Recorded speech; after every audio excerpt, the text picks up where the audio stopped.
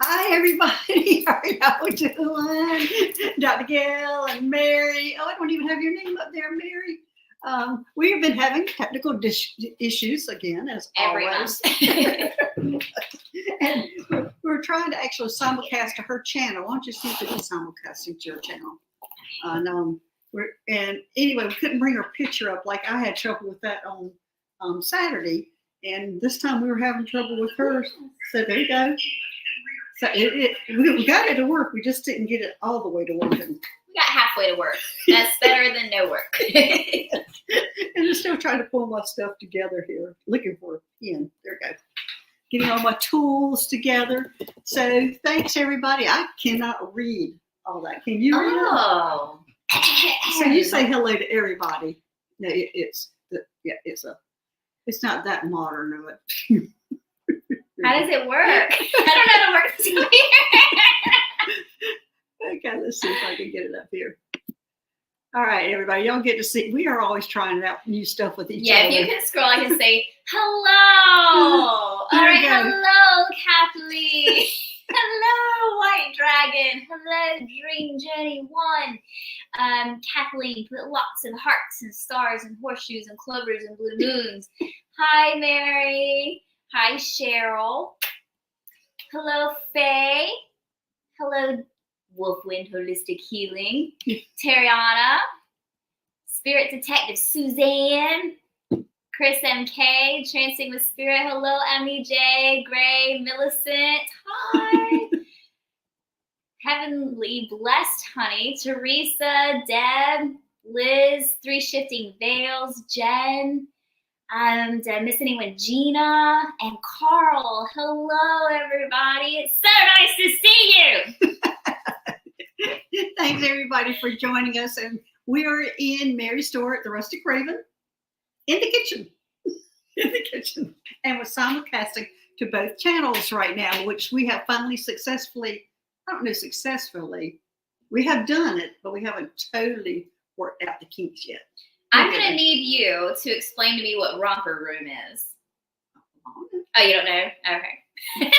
Well, explain it to me. Well, one of our guests said that it sounds like romper room. We are. Yeah, I assume because we're saying hello to everybody, but I don't know what romper room is. And you don't know what a romper, that's where you go and play. Romper room, play. A room that you go play in your romper room. So it wasn't like a show? No. Well, I don't know. I don't know if it was a show, but I know that's what the term means. It's a romper room. We're playing. Yeah. You send the kids. Yeah, she says it's an old children's show. Yeah, I was gonna say you send the kids to the romper room. Gotcha. I feel like it should be a Western. Oh, children's show. Yeah, I don't know about the show. I just know the terminology is the romper room. So, anyway. Everyone's like, I remember that show.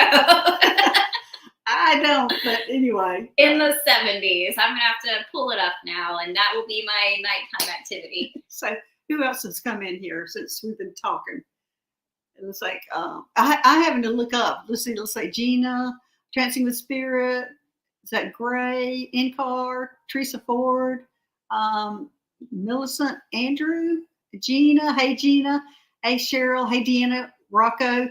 Everybody, thanks for joining us today. And as we are simulcasting both their channels for the first time, we have successfully done that. After how many tries? Girl, we've been working on this for a long time. Like every single month, we have our live scheduled a month in advance. And every single month, I'm always like jumping on at the last minute, like sweating.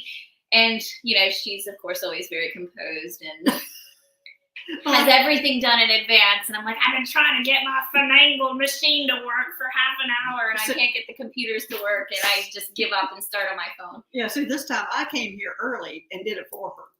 I was upstairs. So she could simulcast. And then when I came down, everything was ruined. It all stopped working. But we still had it to simulcast it. Because you did that part. Yeah. Yes, I couldn't undo that part. We did great. Anyway, so we are here, and let's say we're in the Rustic Raven, which is Mary's shop. And you want to tell them a little bit about your shop?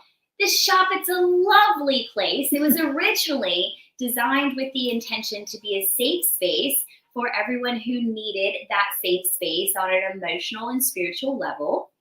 So we have rooms for our incense, rooms where you can get crystals. We have Florida water, Palo Santo sages, and we've opened up to Delta items, spiritual books, tarot cards and decks, and then also we make our own tinctures and we have herbs for teas.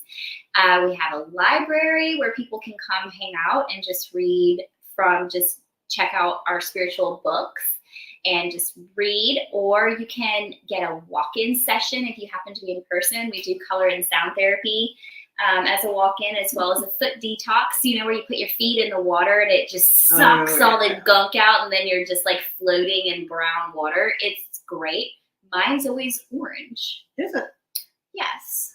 It's always orange, which I think is either... Well, mine's actually orangey, kind of orangey brown, like a rust color.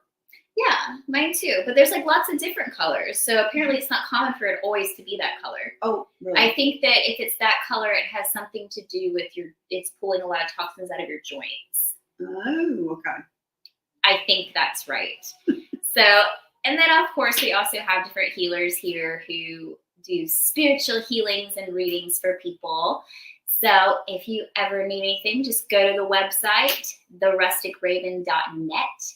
And you can shop online there on our posted items. Not everything is posted, especially our large fragile crystals. They're not posted, but we have a lot of stuff up on the website that you can choose from, or you can book with the spiritual healer and we can do long distance sessions. Right. And this is where I got my start. Mary going, come over, do some readings, come over. And say this is where I actually got started. Was here with Mary's coercing me. I actually talking me into it. I was a willing person. Yeah, I didn't feel like it was coercion because it didn't take a whole lot of effort. No, and I needed to get some place to get started. Did Meg coerce you? Yeah, probably. That's probably more of what happened. You need to go over there with Mary. Yeah, she did many times. Yes. As there's many times I've told her she needed to come on YouTube as a guest. She won't do it. She won't do it? She will not do it. Why not? We talk about it just about every month. I mean, she's scared. She's going to watch this and she's going to be like, you told everyone I was scared? She's afraid. This is what she says. I'm afraid I would just start rambling. Well, I mean, as the interviewer, that's what you take control of. You stop the rambling and get them to move on. But I tell you what, if the person you're interviewing rambles for long periods of time, you can like zone out and you don't have to be the one talking the whole time. You don't, but you can see everybody else's eyes glazing over. The glaze. Yeah, the glaze. The glaze. I found out today that here in town we have cake batter donuts. Yeah. Completely off any topic that we would have on this show, but I just thought that was great. I know somebody who gets one every day. Coffee and a cake batter donut. Should we talk about them? That person? No, he doesn't have anything to do with this.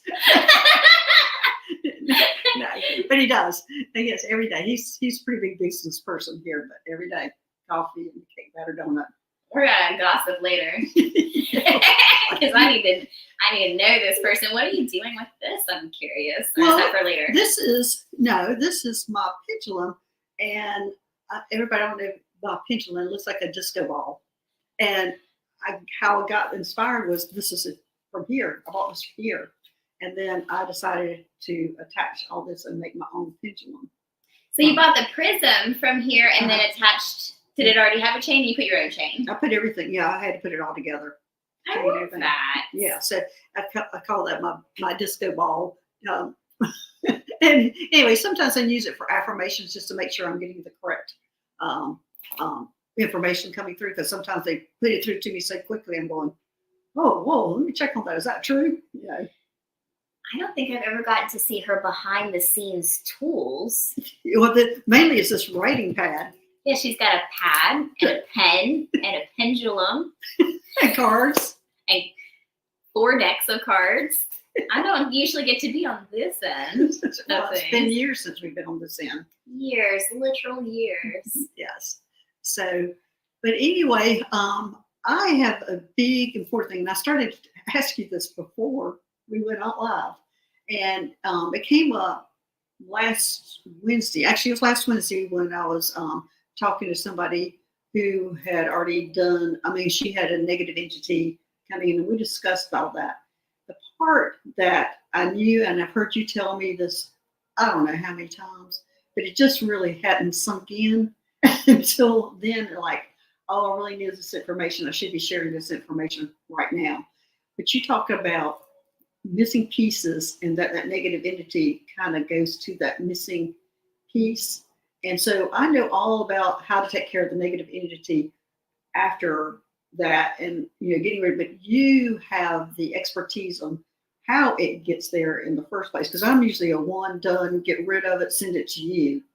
But I wasn't able to tell the audience on how that entity gets on that person and how that missing piece, or anyway, that's what I wanted to go and pretty much detail that, because we went into a lot of detail last Wednesday about all that.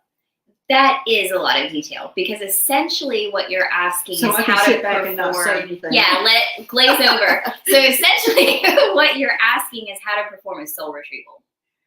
Basically, but like before the retrieval, how it happened, how that, before, I mean, you've said it many, many times about, either there's a piece of your soul that's missing, and then it'll attach to, anyway, that's the part, before the soul retrieval, before getting the negative entity, just how it happens.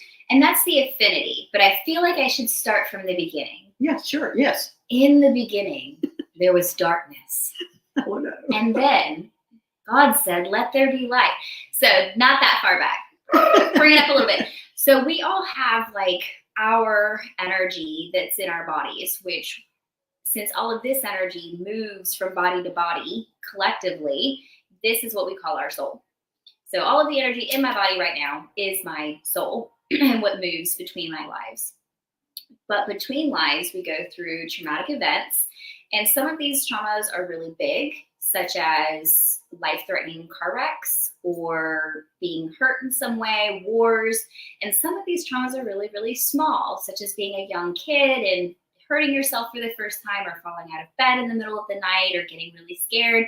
Some of these are like heartbreaks or abandonment things, little things like that. Any little or big thing that is a shock or a dissociative moment where you kind of feel yourself rise out of your body a little bit, all of those moments are where the soul, for a second, doesn't feel safe inside of its physical form. Therefore, a piece of that breaks away from the whole and becomes trapped in that trauma forever, essentially forever, like reliving that trauma over and over and over again. Now, if you want to take the energy out of this and look at it purely from a psychological point of view, what is happening on a psychological level is that during these traumatic events, the subconscious mind registers something, a pinpoint in that particular time. So I read this as energy. I find those pinpoints, which is the affinity, and we'll come back to that in a second. Just remind me if I get off track. But that pinpoint in time is where the subconscious mind creates a statement, creates a contract, creates an imprint where the trauma happened. And it could be, I am not safe, I am alone, I am abandoned, I am broken, I am not good enough, because these are the things that the subconscious mind has learned in that traumatic moment about itself. And that's the statement that the subconscious mind is using to protect itself from that happening again in the future. So our conscious mind doesn't know that any of that is happening. Our conscious mind knows that something that like completely sucked happened. We're really upset about it. And then we just kind of move on with our lives. But we may notice as the years go on and as lifetimes go on that we're kind of reliving the same patterns over and over and over again. You're really glazed over. I'm listening, hanging on to every word. I might be glazed over. Your face is completely blank. Because I have a question about that. And if I ask you a question, is it going to interrupt your train of thought? Maybe, but maybe not. It might just push me into other trains of thought. I interrupted my own train of thought. So what were you guys saying? Okay. All right. So I don't know how long ago, maybe a year ago, I was shown that our soul sits like in the middle. And I'm going to be drawing this for her. And I think everybody said, so this is like our soul. And then we have a circle around here this way, and we have two circles. And we have different lifetimes all over here. And one circle's going one way and this other circle's going the other way. Okay. And then, but our soul, and these are just fragments of our soul, and all these lifetimes are happening at the same time. Okay. So interdimensional lives. Right. Mm-hmm. All the lives. Okay. So since I'm not so sure then if our soul is in our body, but it's just a fragment of our soul that's in our body. So does that change anything? Skirt. Okay. You are thinking way too big. Way too big. You're talking about all the lives that you could possibly be living right now in this moment, way out there. But it affects. Yes, it does. On a quantum level, it does. So if we're thinking of this particular thing and soul retrieval in this way, we're thinking of it more as only this piece of my energy in this timeline. Okay. But you're right, and that does affect all of the other ones on a much bigger level. I'll show people who don't. It's a terrible drawing. Show us the circle. But it's a circle, and the soul sits in the middle, and you got two circles that go around, and they go in opposite directions. And each one of the circles has different lifetimes. Some are smaller, some are larger, and they will cross over when you have a glimpse to each lifetime, is what I was shown. Yes, and that's how I see quantum lives, or trying to get in the picture. Quantum lives are like interdimensional lives. It's these momentum tunnels of everything that we're living all at one time, because any choice that we could have made starts a new timeline. Right. And so we have tons of timelines happening. So I actually did a healing like this with a client recently, where in one of their timelines, it was completely like AI almost. Mm-hmm. And they had a lot of stuff happening in that timeline that was negatively affecting their emotions and thought processes in this timeline. Oh, that would make sense. But they didn't know why they were having those thoughts and emotions, because it's all subconscious as the soul is connected together. So we got to go into the other timeline, heal all of that as best we could, because it's still ongoing. Mm-hmm. It's not completely resolved, but we could heal that soul part's past. Right. And then that kind of cleared what this soul part was going through. Okay. That makes sense? Yes. So far. Okay. So now we're going to bring our scope back in a little bit to just this soul and this lifetime in this body. Sorry, y'all. Gail's shot out in the quantum realm somewhere. We're going to make our brains explode. So we're back to the pinpoint. So the subconscious mind creates these little pinpoints in time that I like to call the shock moments. And these shock moments are where our soul energy kind of fragmented. The shamanic peoples believe that soul part moves to the lower realm, which is the place of the past, and keeps reliving that wounding over and over again. On a psychological level, like we said, it just becomes an imprint or a contract in the subconscious mind that keeps us sourcing constantly from spaces of negative thought. So I am not good enough. I am broken. I'm abandoned. If that's what's imprinted there because of that traumatic event, every decision you make, every relationship that you enter into, you're sourcing from those negative thought patterns, therefore drawing those negative patterns to yourself or sabotaging so that you're reliving them all over again. So that pinpoint is the affinity. Okay. For a negative entity. So whenever you have these traumatic events, and this isn't all the time, like I would say probably 80 to 85% of my clientele does not have negative attachments or entities. Right. So I'm not saying any of this to be like, oh my gosh, you're wounded, you're going to have a demon attached to you or anything like exactly. that. But for those who do have attachments, this is just a question that we're getting to. So that pinpoint, that shock moment, that negative statement that's been imprinted that we keep sourcing from constantly becomes a weak point in our energy field, because consciously you can be saying all of your affirmations, you can be meditating every day, exercising, eating right, but your subconscious mind keeps saying, I almost said like a super bad word, but your your subconscious mind can be speaking to you negatively over and over again, creating that weak point. So all of your energy could be high vibrating, except this point of your body where you have super negative, low vibrating energy. And that's going to be where other negative energy out there that just happens to be roaming around, if it matches this pinpoint, if it has the same low vibration as this pinpoint, it goes just like a magnet. It just clicks right in. So if you have a negative entity or attachment, that's why we suggest doing soul retrieval or healing work, because all you really have to do is heal that pinpoint, destroy that subconscious contract, remove those imprints, heal that soul part and bring it back to the body. And then that pinpoint becomes high vibrating and it releases that affinity. So now there's nothing left there for that entity to attach to. So even if there is a lost soul or a negative entity around you for a moment, it doesn't have a plug. It doesn't have anywhere to attach to.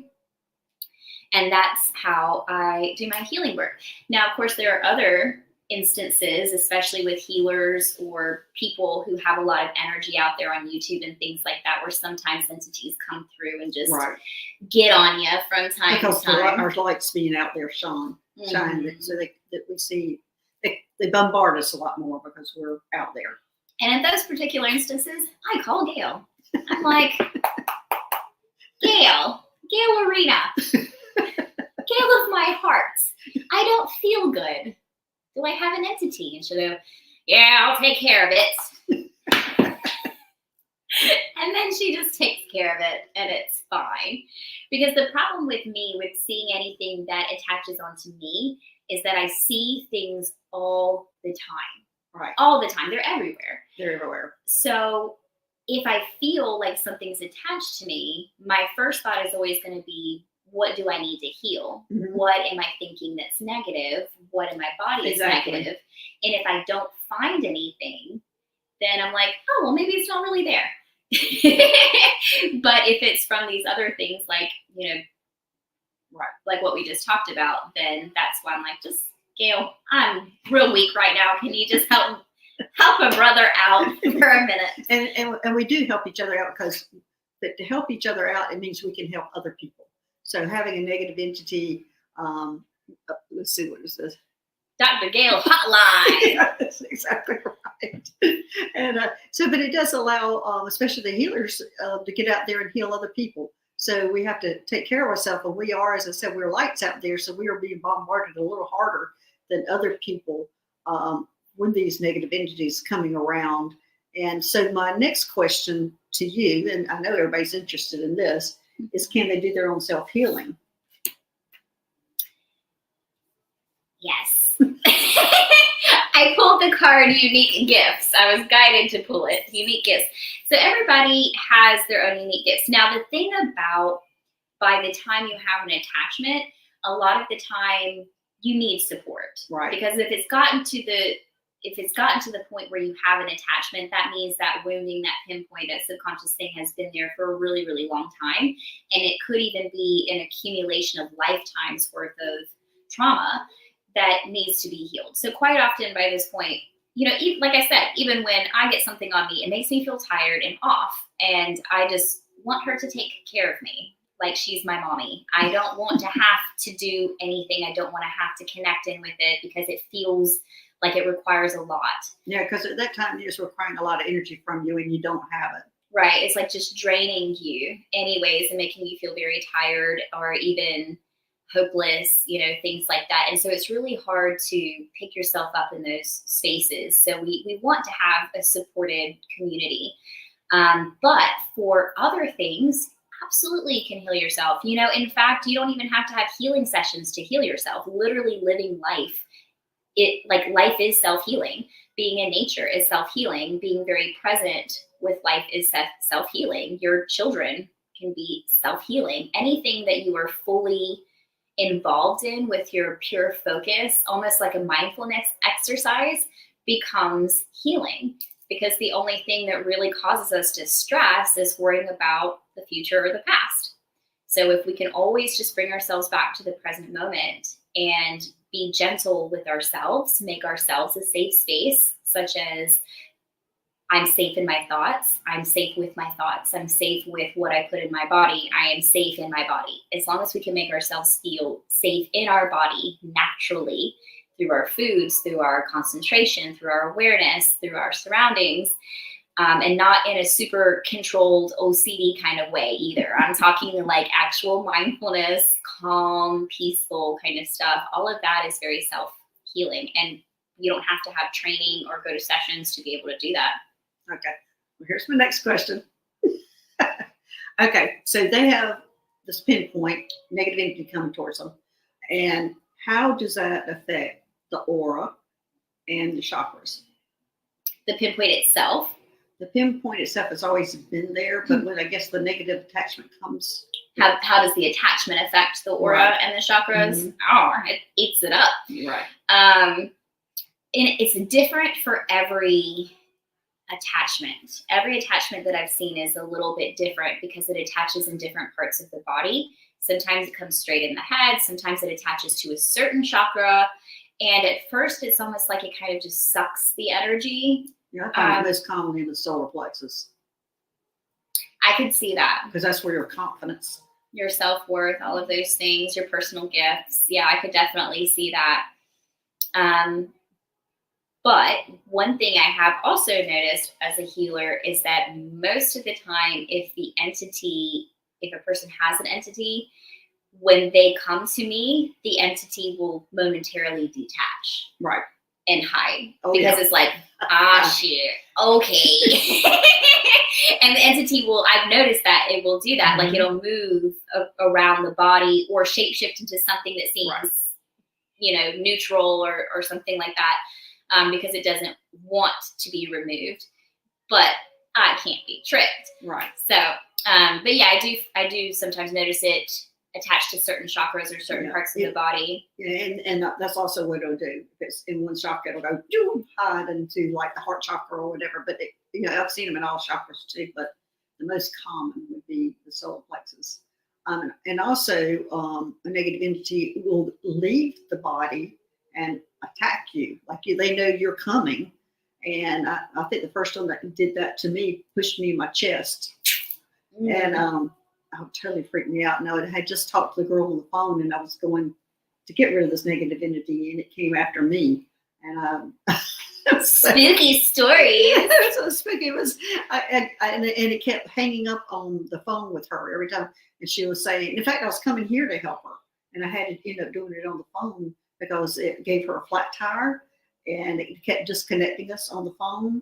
And when it pushed me, I just called her back and I said, I'll call you back in a few minutes. I have to go in. And I don't even know if I knew her name at this time, that I got to go in and get rid of it. So after I got rid of it, then we could have a conversation and talk about how it happened.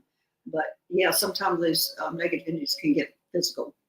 I remember this one. I don't know if this is the first time that happened, but it stood out more to me.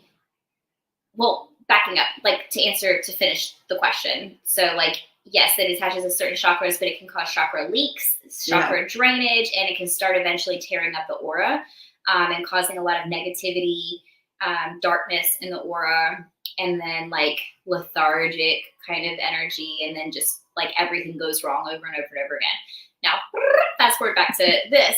So there was, and this was maybe 4 years ago. This, and quite a lot, it happens where they'll like growl or hiss or, things like that. But this one was different because in this particular moment, someone had called and set up an appointment for a land clearing. They said that their house was haunted and that their youngest daughter was often talking to something, like gibbering to something and playing with toys with something, and that her son was being attacked a lot. And he was a teenager. And so I set up the appointment with her. I was like, yeah, I'll come out there. No big deal. I wasn't super tapping in, but I did tap in enough that I could tell her, okay, well, I'm seeing this amount of entities. I'll come out to the land. And at this particular time, I didn't close at 6. I closed at 8, Mhm. I think. And in the winter here, it gets really, really dark. Right. So I went downstairs. It was closing time. I locked the door, went back upstairs, and it's pitch black up here. And I get to the very top of the stairs, and I hear a whoosh, like wind. And it had come in the front door, whooshed up the stairs, and just right at me at the top of the stairs, and it broke apart into like birds just like slamming into me. And I was just like, whoa, I am absolutely going to that land now, sir. You have sealed your fate. Absolutely. I'll be there next week. That's the one that stands out the most in my mind, because it was like as soon as I locked the door and was alone and in a vulnerable space at the top of the stairs, it just slammed into me. But I remember it because it broke into all of the birds when it hit my aura. Right, for your protection. Right, it didn't actually hit me. It went whoosh, like that. So it was a scary moment, but also I felt very powerful in that moment. Yes. So we got rid of it, by the way. We cleansed the land mostly. There was a lot going on that there had been murders on that land and all kinds, like literal murders by that family. That family had owned that land for a long time. We got it mostly cleansed. We did some sessions on the sun, and I don't think he had any problems again, just like little things here and there. They actually had like a cemetery on their property too, like a family cemetery. Right. So there was just a whole lot. There was a whole lot going on.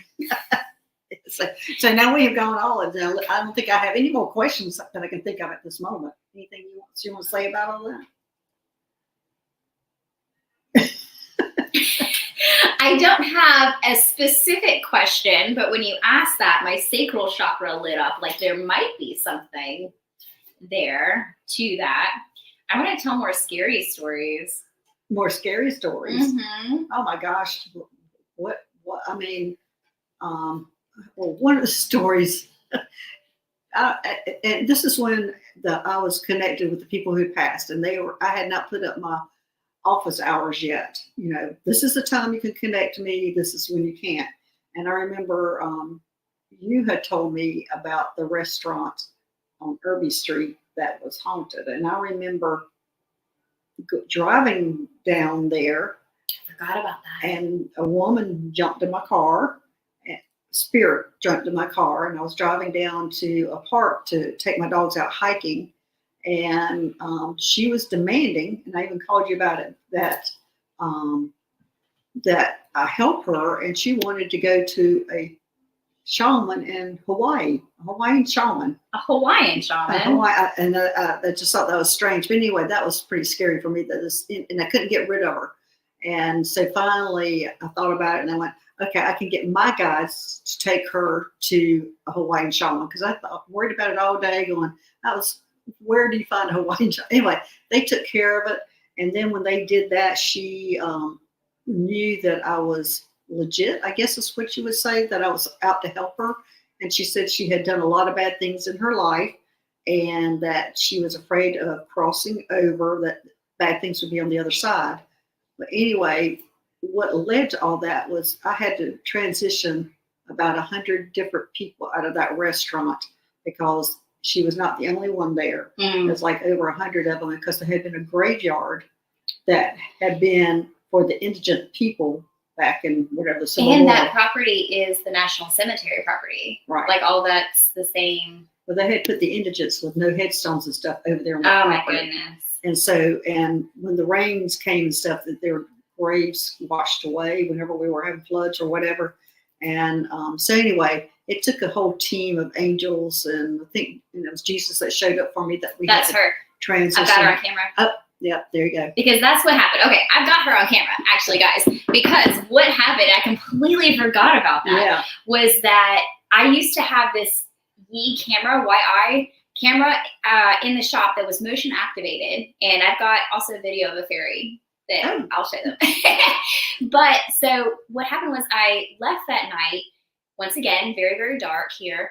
I came back to the door, and there's glass windows in the door. And when I came back to the door, a spiritual hand slammed into the glass, and I heard screaming. And I was like, oh my God. And it was a woman. And I like was very frazzled about it. And I tracked it and realized it was coming from that restaurant, from that property. And I left, went to the bank, made a deposit, and then got a notification on my app on my phone, and it caught the woman walking through the Ravens. So, you guys ready to see this? I wonder if they can be able to see it. I don't know. We're gonna try. There you can see it. Spirit walking through the building. Yes. Hold on, I'm gonna find the fairy. Of course, you know who she sent it to. Look at this. Oh wait, hold on. This is a. Let me see if I can come back. This is a fairy flying through. I think I have another fairy one somewhere. I'm just showing all my videos. That was like a close-up picture of the fairy. I took a picture, like a screenshot off of that video, and that's what I got. Oh, you wow. can see the wings and the head. Yes. Yeah. So we have fairies in the Raven. We have a fairy altar. We have fairy rings here, and also dead women sometimes run through here and scream. Yeah, well, that was a long night for me when I was having to transition them all. And during that night, there's one little boy I could not transition. He would not go. Oh. He was hiding in the closet, and I had to end up bringing my angel, Gloria, which everybody talks about. I talk about. She's absolutely beautiful. So I called her to come to the boy. And of course, what do you think she did? Oh, he comes right out for the pretty girl. He follows her. Aww. Because she's just so mesmerizingly beautiful. And he just followed her right out. And I'm just sitting there going, that typical man. I'm glad you crossed the woman over, though, and all of those hundreds of souls, because I just did not have the energy for it after that particular experience, honestly. Yeah. We did have a question that was posted. Can you have an attachment and not know it? Yes. Yes. I was like, Gail, you want to answer that? Yes. Yes, you definitely can. And some of the big symptoms that I see is somebody who low energy, depressed, and it can even lead to suicidal thoughts that you have this negative attachment, and especially people who have gifts, and all of a sudden you feel like you're flat, and it doesn't seem like it's good. Now we all go through periods of times when we feel like it's flat, because that's usually getting ready for a growth period. So don't think every time I'm feeling like that you've got an attachment. But it's one that starts continually and just lasts on and on and on and on and on, that you might need to be checked out to make sure there's not an attachment. I mean, you can add a lot more to that. You're a lot more elegant. No. Just speaking from personal experience, because I can see these things, a lot of the time I know when they're there. But I think that the first time you removed one off of me, I didn't know it was there. I knew I had been feeling poorly for like maybe a period of 3 days. And you were getting ready to cancel clients too, because you felt poorly. Mm-hmm, yeah, there was something there that like I couldn't put my finger on as being wrong. I just didn't feel right. I just didn't feel normal or like myself. And it was beginning to take on for more than 1 day with no change due to rest or food or anything like that. Because I get drained pretty easy, but like I can eat and then I feel better, or I can sleep well and I'll feel better, or I can hydrate and feel better. But after like 3 days, then I go, okay, do I have an attachment? It's a Yi camera, YI. I can't use them anymore. I thought I had one up here. How come you can't use them anymore? Because they updated. Wi-Fi updated. And when they updated the Wi-Fi, the cameras aren't compatible with 5G. They're only compatible with 2G. Okay. So if you have 5G Wi-Fi, they won't work. Okay. So I had to actually like go out and buy real cameras for the shop. Yeah, and these you can like get them on Amazon. They're like just little plug-in cameras that you can like download an app to your phone and set it to motion activated, and it'll pull things up. It's kind of like a Ring camera thing, but it's like for inside of the house. But we had a bunch of them because we used them for nanny cams and things like that. And then I just brought them up to the shop when we were done with the nanny cams.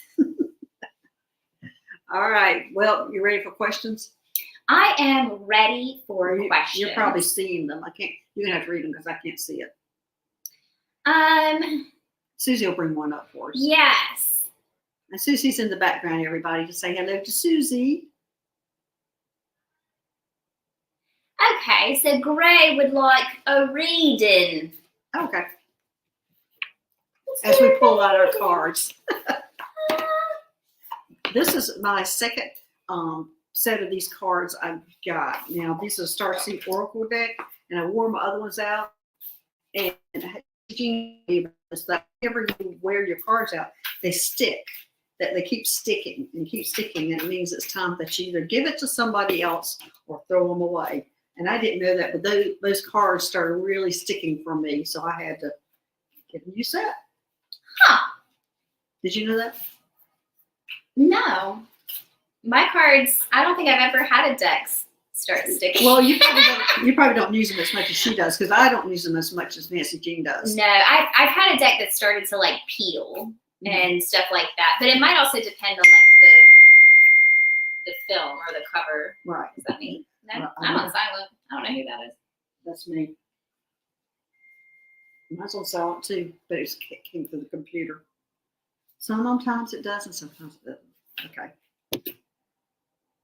Okay, I've got Star Ancestors, and it says Hidden Secrets, Lost Wisdom, Look a Little Deeper. All right, so Gray, what I'm getting from this is that you haven't tapped into all your gifts. You haven't tapped into everything that you're all about. So they're wanting, and what I'm seeing is they're wanting you to sit in silence and try to tap into your guides, because it looks like there's some gifts that you haven't which we all haven't. I mean, there's so many gifts that we all have that we haven't gotten there yet. But it looks like to me there's one right now that you're supposed to be experiencing, and that you should be tapping into your guides to help you discover that. And I'm always feeling like it's healing.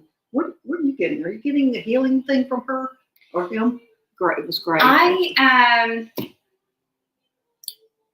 like that he's a healer. Yeah. Very specific. There are energy points in your hands specifically that I'm picking up, and in the tongue. So he's going to go around licking everybody.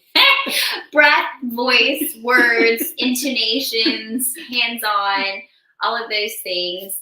And piggybacking off of what Gail said, I picked this card, which is reclaiming your energy. So a lot of the time, this card can be talking about energy vampires or resolving conflicts. But what I'm picking up from this card is that your energy is spread kind of thin right now. You might have like a lot of different projects going on at one time, or you might be trying to do multiple things at once, and you're kind of being asked to rein it in, to bring your energy kind of back to self in order for that power up to be able to happen.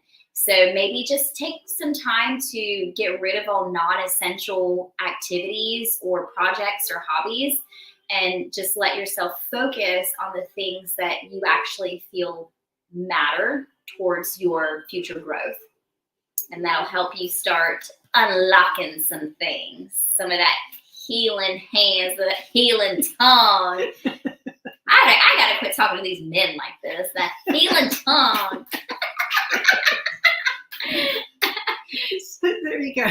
All right, let's get to our next question. Gray's very androgynous, though. It could be a woman. Yeah, could be. They just want a general healing vibe. Okay. Aww. I am. Have you gotten these cards? This is a must for you. Crystal medicine, shamanism, oracles.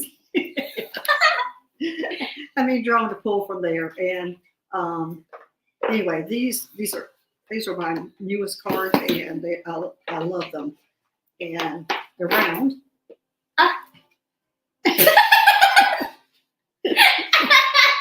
That's so cute. It's like they fit into the palm of your hand. Show them how round it is while you shuffle. She's shuffling into her palm. Can you go here? Because I feel like mine's going to be different than more of a healing thing. Okay. So for you, I pulled the vulnerability card. And if you notice about this card, it's not like there's a pile of mush or goo or a bowl of soup here that represents vulnerability. It's a freaking crystal dragon. It's a crystal dragon. And this represents vulnerability. So the message that I see coming through here is that I actually feel like this is teaching us about one of your strengths or one of your natural inherent light code gifts.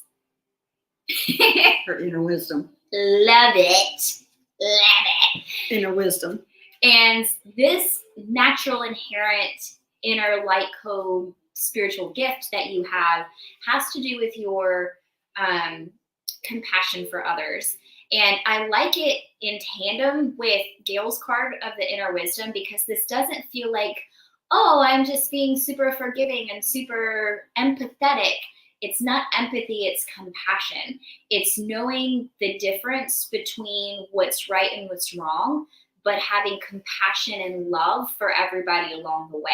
And something about this is natural and inherent for you. You naturally have compassion for others. So learning how, and this is a strength, this is actually a gift. So learning how to use it in a way that brings healing to the other people without rescuing them, and how it brings healing to yourself when you can be compassionate with yourself, and how it also gives other people around you permission to heal and to be compassionate and non-judgmental with those around them. This is a gift of strength. Yeah. And also this card is Mother Gaia.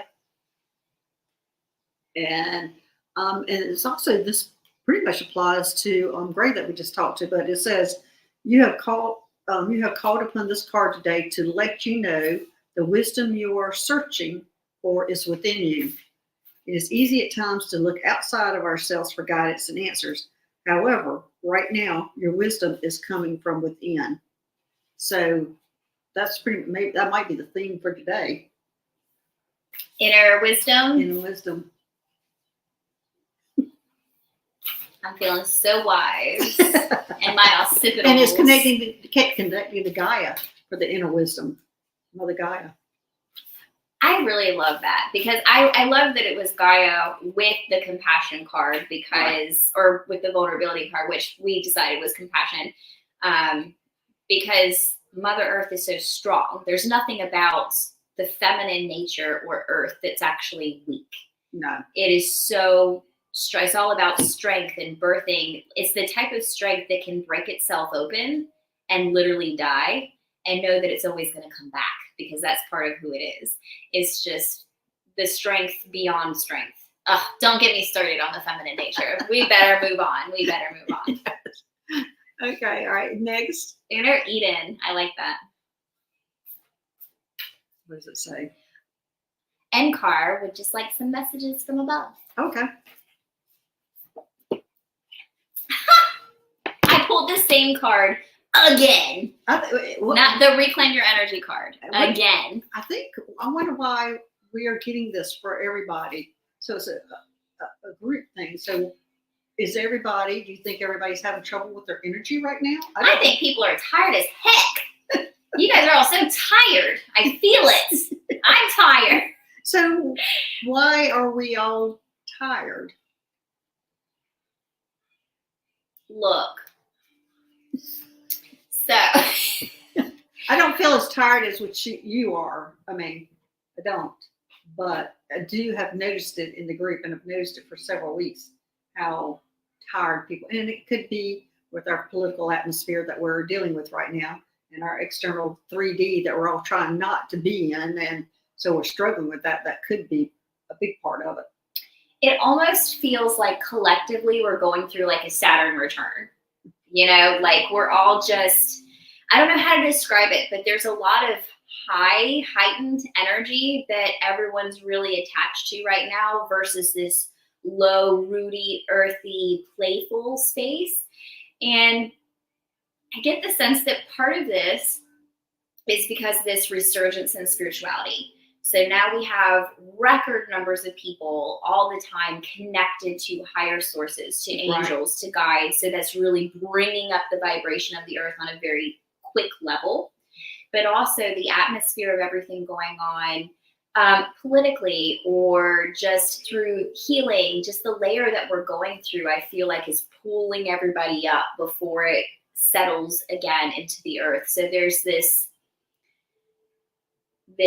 fatigue before the opening of destiny, if you will, before the opening of the path that we're going to be on more indefinitely. Okay, well, here's another question. Here's going to go back to astrology. Lionsgate's coming up. Do you think that's the opening? You know what? I'm a Leo. And Real. So I like the lion. I'm a lion energy. So the Lionsgate. Now that's 2 weeks, 3 weeks. I think 3 it's weeks. August 8th, isn't it? Yes, August 8th. So I think I just don't know today's date ever. Oh, I think today's date's the 17th of July. Okay. So we got about 3 weeks. About 3 weeks.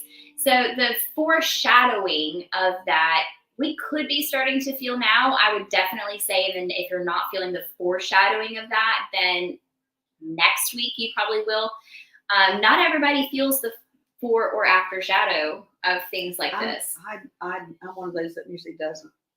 I'm the type of person that usually the day of something big, I don't feel anything, but I will feel the before shadow and I will feel the after shadow. That's just the way I feel the shadow areas. Mm-hmm. But when I'm in the middle of it, I'm like, I'm normal. This is just where I dance and belong, you know, all in this chaos energy.